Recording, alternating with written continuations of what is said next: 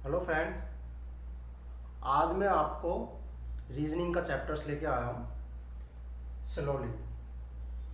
बहुत important chapters है आपके लिए, बिकॉज ये चैप्टर हर कम्पिटिटिव एग्ज़ाम्स में जिसमें रीजनिंग आती हो उसके हर एग्ज़ाम्स में इसके क्वेश्चन ज़रूर पुटअप होते हैं। बैंकिंग एग्ज़ाम्स के अंदर इसके 5 क्वेश्चंस आते हैं, प्रीलिम्स में भी 5 एंड मेंस में भी 5, and any other exams like NTPC railway, group D and state governments exam. Rajasthan की एग्ज़ाम्स की बात करूँ तो जैसे पटवार है, उसमें रीजनिंग का सेक्शन आएगा आपके, तो रीजनिंग के सेक्शंस में ये ज़रूर आएगा। तो इसके बहुत ही इम्पोर्टेंट रोल है फ्रेंड्स, और 4 से 5 क्वेश्चंस इसके ज़रूर से ज़रूर आते हैं। एसएससी में भी इसके एग्ज़ाम्स आते हैं, CGA हो, 10+2 हो, जैसा भी एग्ज़ाम है एसएससी का जिसमें रीजनिंग का चैप्टर आता है, CP हो, दिल्ली पुलिस है, सब में रीजनिंग में स्लोलिज्म का चैप्टर ज़रूर से ज़रूर आता है और इसके 4 से 5 क्वेश्चंस होते हैं। इसलिए ये चैप्टर हमारे लिए बहुत इम्पोर्टेंट है।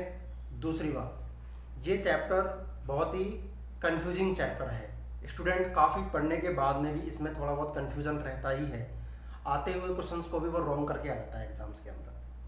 तो मैं आपको यहाँ पे आज स्लोलिज्म पढ़ाऊँगा, आप अच्छे से रीड करना, इसको देखना, और मेरे मेथड से अगर आप सीख रहे हैं और उस हिसाब से अगर क्वेश्चंस को पुटअप करोगे एग्जाम्स के अंदर, तो डैम श्योर आपका 100% क्वेश्चन राइट होगा, रॉन्ग होने का कोई चांस ही नहीं रहेगा।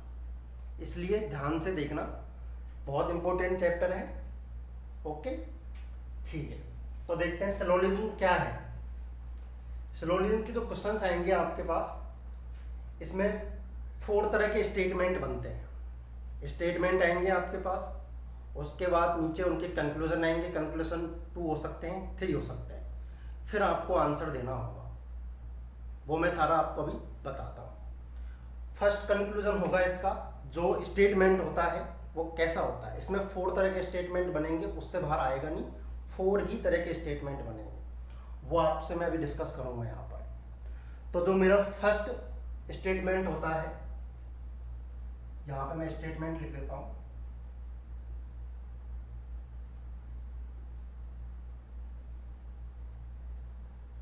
इसमें जो फर्स्ट स्टेटमेंट होगा वो होगा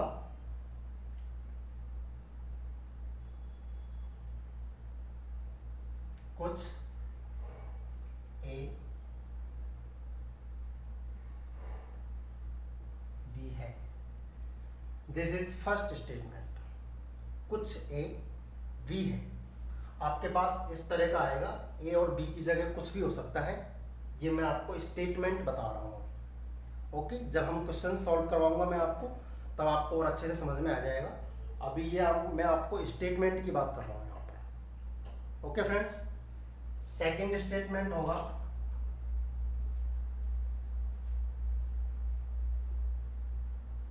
सभी A B है। पहला स्टेटमेंट था कुछ A B है, सेकंड स्टेटमेंट होगा सभी A B है। थर्ड जो स्टेटमेंट होगा वो होगा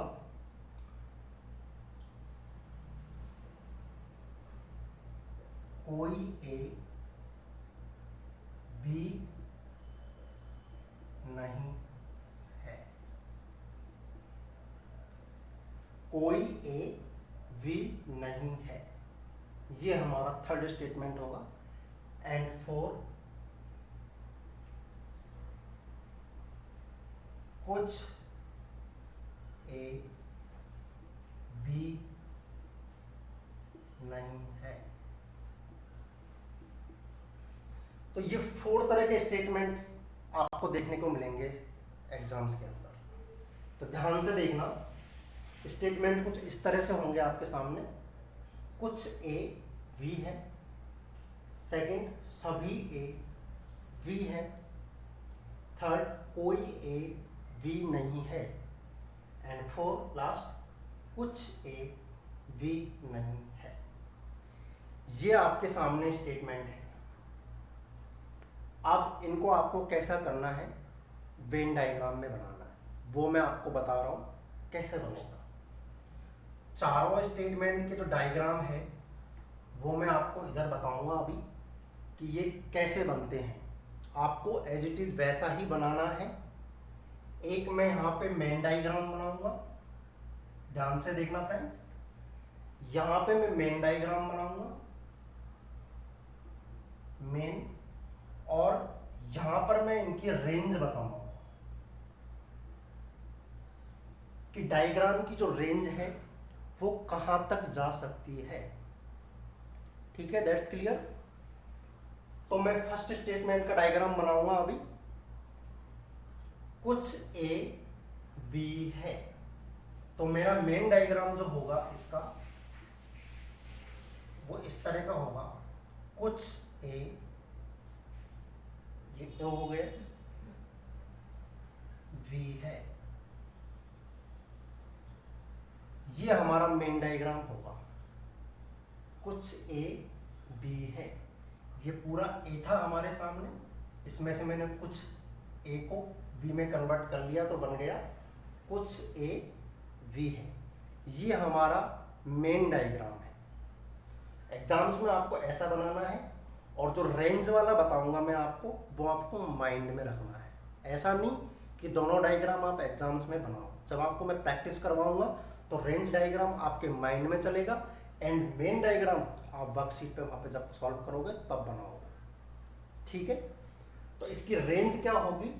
मेन डायग्राम आपको ऐसा बनाना है। अब रेंज क्या होगी? कुछ ए भी है कि ये आपके सामने ए है, ओके।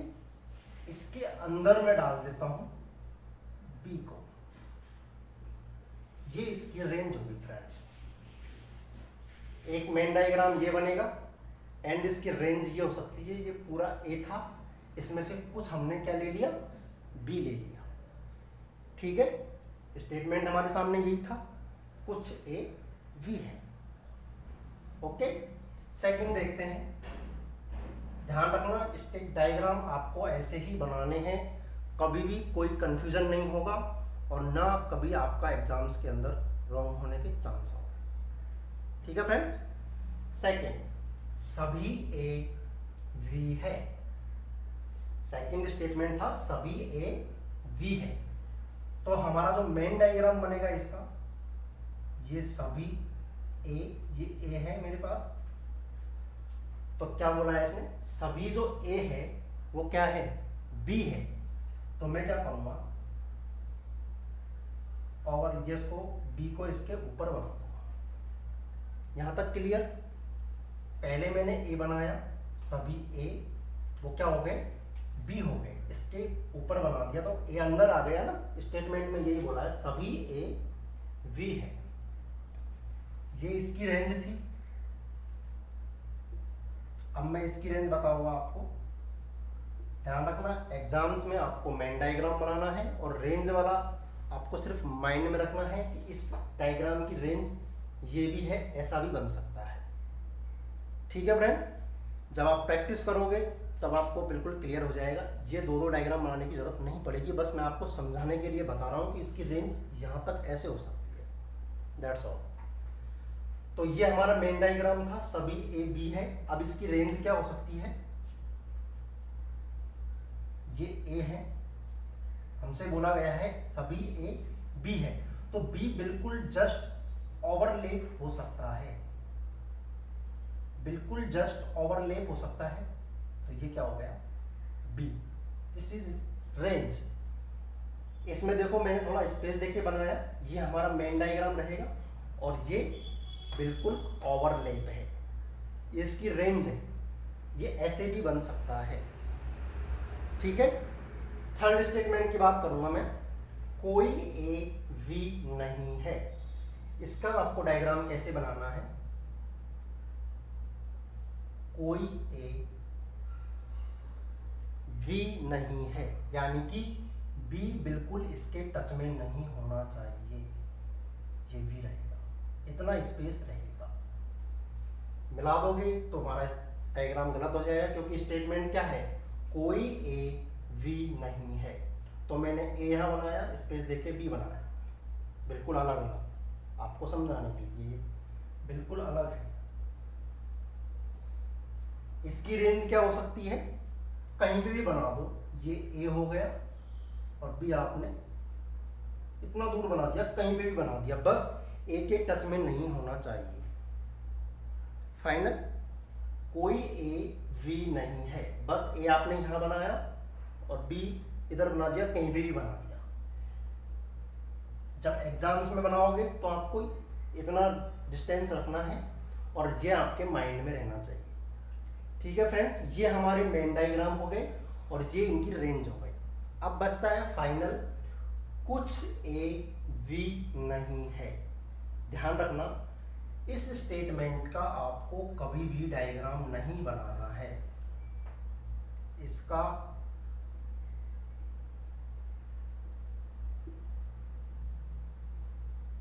डायग्राम नहीं बनाना है।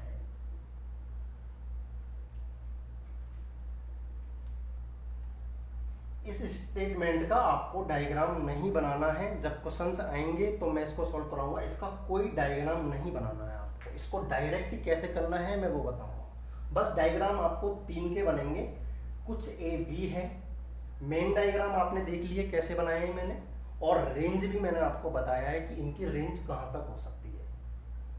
कुछ ए वी है, ये ए बनाया, इसमें हल्का सा मैंने वी का पार्ट डाला तो कुछ ए वी हो गए, और रेंज में मैंने पूरा ए बनाया और उसके अंदर बी डाल दिया तो वो भी हो गया, कुछ ए वी है। सेकंड में सभी ए वी है तो ए बनाया, फिर उसके ऊपर मैंने बी बना दिया तो सभी ए क्या हो गए, वी हो गए। रेंज इसकी क्या होगी, बिल्कुल जस्ट ओवरलैपिंग हो सकता है, बिल्कुल जस्ट ओवरलैप हो सकता है। आप इसको नोट कर लेना बिल्कुल, ये डायग्राम आपके माइंड में सेट होनी चाहिए। This is very important. अगर डायग्राम अच्छे से नहीं बनाया तो क्वेश्चंस रॉन्ग हो जाएंगे, इसलिए डायग्राम का बहुत इंपॉर्टेंट रोल है इस चैप्टर के अंदर। अगर डायग्राम रॉन्ग बना दिया तो आंसर रॉन्ग हो जाएगा। आपको दोनों डायग्राम माइंड में होने चाहिए, main diagram and range diagram. Range को आपको माइंड में रखना है और जब क्वेश्चन सॉल्व करोगे तो मेन डायग्राम आपको आपकी नोटबुक पे जब क्वेश्चन सॉल्व करोगे तो वहाँ बनाना है पेपर के अंदर। ठीक है फ्रेंड्स, तो ध्यान से देख लेना इनको। ये है इसका, और लास्ट का जो है कुछ ए वी नहीं है, इसका आपको डायग्राम नहीं बनाना है। ठीक है, अब मैं आगे बात करता हूँ, ये मुझे साफ करना पड़ेगा बिकॉज बोर्ड पे इतनी जगह नहीं है। ठीक है, आपने देख ही लिए होंगे डायग्राम मैंने कैसे बनाए हैं। अब देखिए,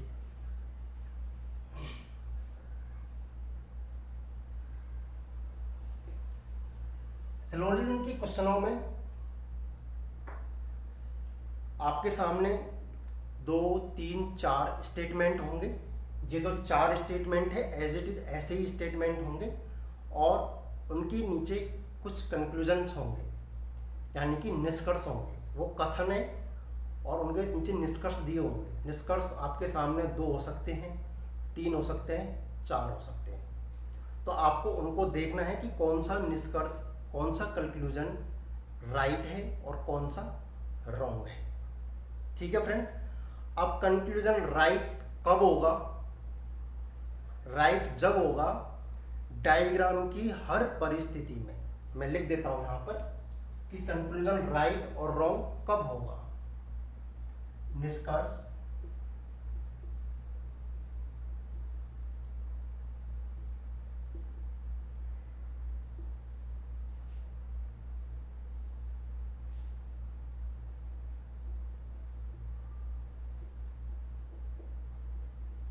निष्कर्ष राइट और रॉन्ग कब होगा। मैं दोनों की बात करूंगा, ध्यान से सुनना, दिस इज वेरी इंपॉर्टेंट कि राइट कब होगा और रॉन्ग कब होगा। ठीक है फ्रेंड्स, पहली चीज most important, complete right.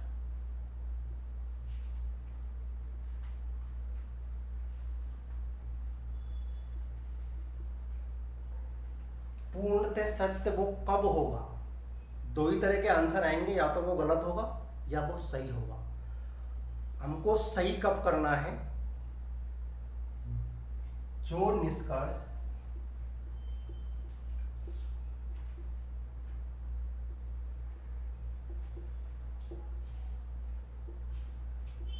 Diagram की हर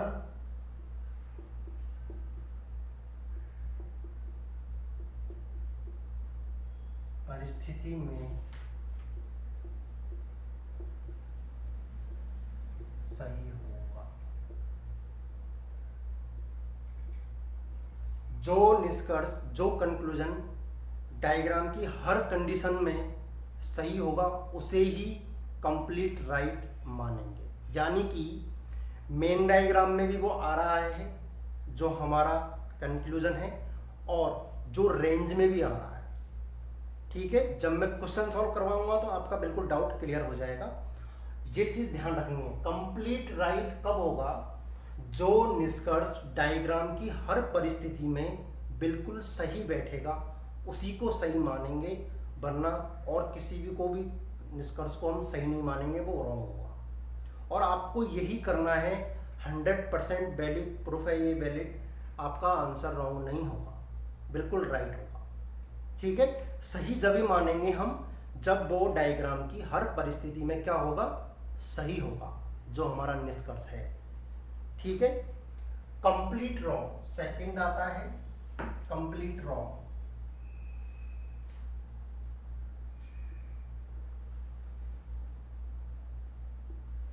कंप्लीट रॉन्ग कब होगा? जो निष्कर्ष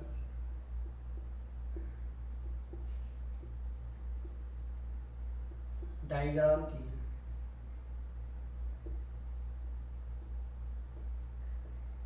हर परिस्थिति में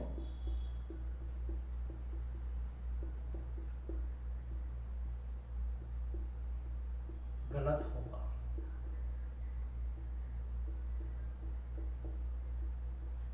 कंप्लीट रॉन्ग कब होगा? जो डायग्राम की हर परिस्थिति में, यानी कि मेन में भी और रेंज में भी पूर्णतः गलत होगा, उसको हम बिल्कुल गलत मानेंगे। उसको मैं साइन दूंगा यहाँ पे क्रॉस का, कंप्लीट रॉन्ग। ठीक है, और कंप्लीट राइट का साइन होगा हमारा ये। ध्यान से देख लेना, निष्कर्ष राइट और रॉन्ग कब होगा?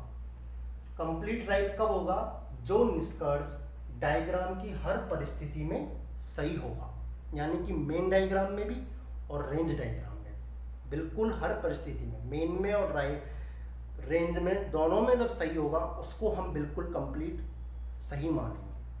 कंप्लीट गलत कब होगा? जो डायग्राम, जो निष्कर्ष डायग्राम की हर परिस्थिति में गलत होगा। अब फ्रेंड्स तीसरी बात करेंगे हम, आधा अधूरा। एक आधा अधूरे वाली स्थिति आएगी कि डायग्राम कुछ परिस्थिति में तो सही होगा और कुछ परिस्थितियों में वो गलत होगा। ऐसा भी आपको देखने को मिलेगा जब हम क्वेश्चंस करेंगे तब।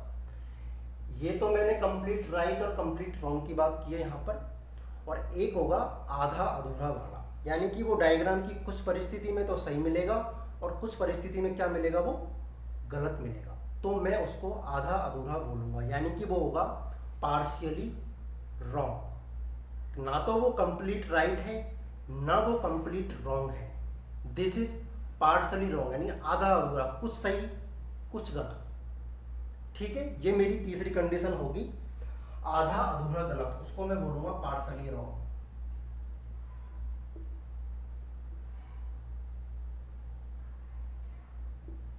इसको मैं बोलूंगा पार्शियली रॉन्ग, आधा अधूरा गलत, आधा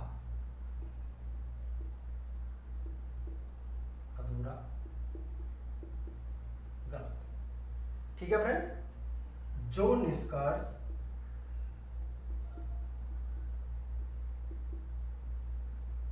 डायग्राम की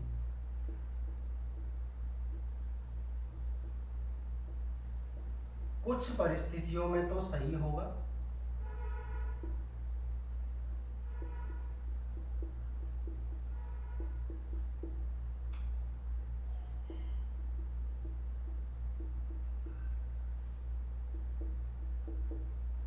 और